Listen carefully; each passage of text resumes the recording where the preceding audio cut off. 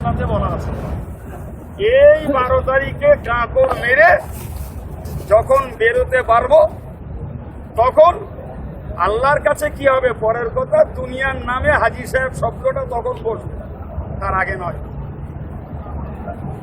কথা বোঝা গেছে কি? এই টোটাল কাজগুলো সম্পন্ন করার নাম হচ্ছে ঠিক। বাকি এরপরে গতকালকে বলেছিলাম যে আমরা যে উমরাটার এহরাম বেঁধে যাব, এই উমরাটা আদায় করার পর হজের আগে উমরা আর করতে পারবো না। অনেকে এই মশলাটাকে না মেনে ইচ্ছা মতন উমরা করে, আমাদের বাঙালিরাই করে, অন্যের কথা কি বলবো। কিন্তু মশলাতে এই একটা উমরা ছাড়া বাকি ঘরোয়া একটু বলবেন। একটা কথা আপনাকে একটু বলে দেবো, এক মিনিট। তো এই উমরা আর করবেন না, হজ করে আল্লাহ যদি মক্কায় ফিরিয়ে নিয়ে যাবেন, তার পরদিন থেকে আপনি মসজিদে আয়েশাতে যাবেন।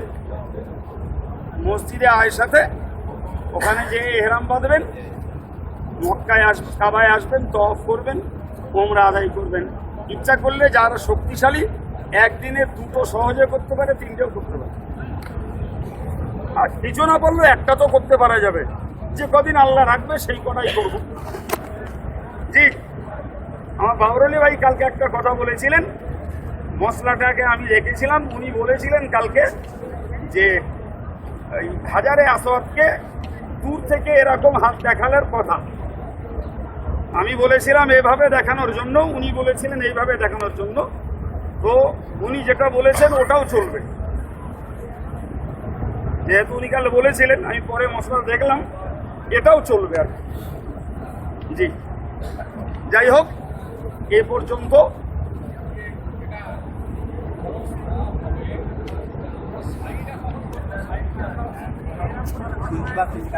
সেটা তো বলে দিয়েছি, তো আপনি খেয়াল করেননি না, পরে এসছেন। আচ্ছা আচ্ছা, ওটা বলে দিয়েছি। যখন মিনায় যাব তওয়াফ আর সাই দুটোই করে যাব। এই তওয়াফে জিয়ারত যখন করতে আসবো তখন আর সাই করতে হবে না।